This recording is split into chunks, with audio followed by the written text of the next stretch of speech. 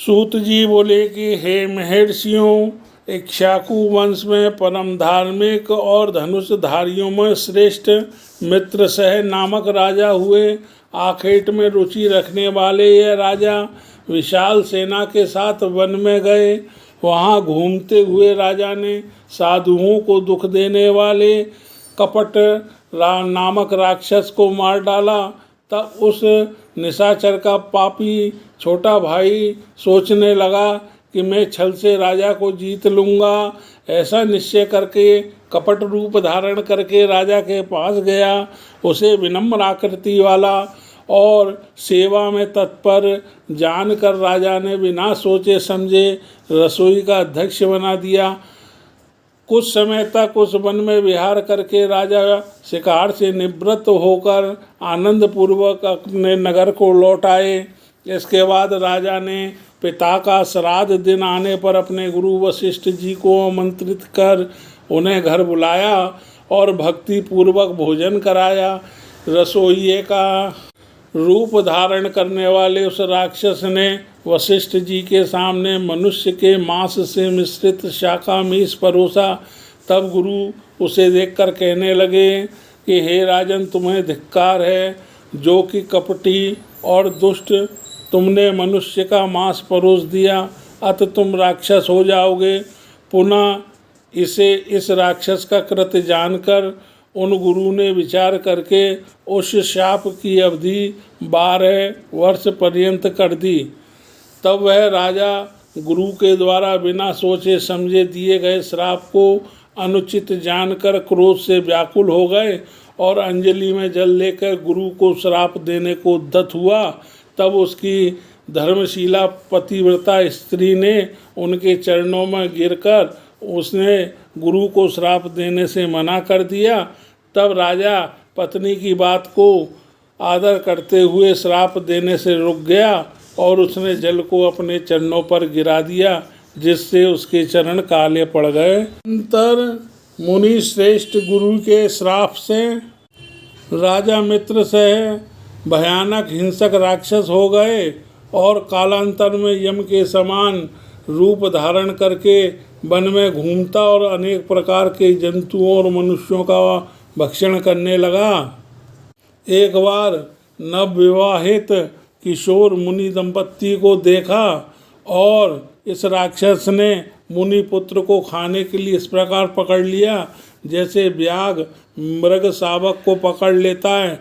इसके बाद राक्षस द्वारा आँख में दबाए हुए अपने पति को देखकर उसकी पत्नी भयभीत होकर करुण वचन बोली और प्रार्थना करने लगी, किंतु उसके अनेक बार प्रार्थना करने पर भी नरभक्षी निर्दयी यह राक्षस नहीं माना और उस ब्राह्मण को खा गया। तब अत्यंत दुखी उस दीन साध्वी स्त्री ने विलाप कर पति की अस्थियां एकत्र कर विशाल चिता का निर्माण किया। ब्राह्मण पत्नी ने अग्नि में प्रवेश करते समय राक्षस रूपधारी राजा को श्राप दिया, आज से यदि तुम किसी स्त्री से संगम करोगे तो उसी क्षण तुम्हारी मृत्यु हो जाएगी। ऐसा कहकर वह पतिव्रता अग्नि में प्रविष्ट हो गई। वह राजा भी निर्धारित अतिथि गुरु के श्राप का अनुभव करके पुनः अपने वास्तविक रूप धारण करके प्रसन्न होकर अपने घर चला गया। ब्राह्मणी के श्राप को जानकर वैदव्य से अत्यंत डरती हुई मदयंती ने रति के लिए उत्सुक अपने पति को रोका। तब संतान विहीन वह राजा राज्य भोगों से उदासीन होकर संपूर्ण राज्य को छोड़कर वन में चला गया। उसके पीछे पीछे आती हुई धमकाती हुई ब्रह्म हत्या उसका पीछा करने लगी। राजा ने जप व्रत यज्ञ अनेक उपाय किए, अनेक तीर्थ स्थान किए, तब भी राजा की ब्रह्म हत्या दूर नहीं हुई। तब राजा मिथिलापुरी चला गया। उस ब्रह्म हत्या की चिंता से अत्यंत दुखी राजा मिथिलापुरी के बाहर उद्यान में पहुंचा। वहां उसने मुनि गौतम को आते हुए देखा। राजा ने विशुद्ध अंतकरण वाले उन महर्षि के पास जाके जिनके दर्शनों से कुछ शांति प्राप्त करके बार बार उन्हें प्रणाम किया। राजा बोला, हे मुने, दूसरों के द्वारा न देखी जा सकने वाली यह ब्रह्म हत्या पग पग पर मुझे दुख दे रही है। श्रापग्रस्त होने के कारण मैंने ब्राह्मण पुत्र का भक्षण किया था। उस पाप की शांति हजारों प्रायश्चित करने पर भी नहीं हो पा रही है। सूत जी बोले, हे ऋषियों, राजा के इस प्रकार प्रार्थना करने पर करुणा से आर्द्र चित्र वाले गौतम जी ने घोर पापों से छुटकारा पाने के लिए राजा को श्रेष्ठ उपाय बताया। गौतम जी बोले, हे राजन, हे महाभाग, सुनो, महापातकों को दूर करने वाला गोकर्ण नामक एक अन्य प्रसिद्ध शिव क्षेत्र है। वहाँ पर शिव जी महाबल नाम से स्वयं विराजमान रहते हैं। वहाँ बड़े से बड़े पाप टिक नहीं सकते। महाबलेश्वर लिंग सभी लिंगों का सार्वभौम सम्राट है, जो 4 युगों में 4 प्रकार के वर्ण धारण करता है और सभी प्रकार के पापों को विनष्ट करने वाला है। पश्चिमी समुद्र के तट पर उत्तम गोकर्ण तीर्थ स्थित है। वहाँ पर जो शिवलिंग है वह महापातकों का नाश करने वाले महापापी भी वहाँ जाकर तीर्थ में बारंबार स्नान कर महाबलेश्वर की पूजा कर शैव पदवी को प्राप्त होते हैं।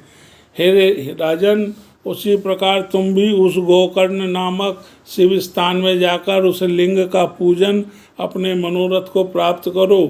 तुम वहाँ सभी तीर्थों में स्नान कर महाबलेश्वर का भली भांति पूजन करके सभी पापों से छुटकारा पाकर शिवलोक को प्राप्त करो। इस प्रकार गौतम मुनि से आज्ञा प्राप्त करके राजा अत्यंत प्रसन्नचित्त होकर गोकर्ण तीर्थ में गया। वहाँ सभी तीर्थों में स्नान कर महाबलेश्वर की पूजा करके संपूर्ण पापों से मुक्त होकर उसने शिव के परम पद को प्राप्त किया।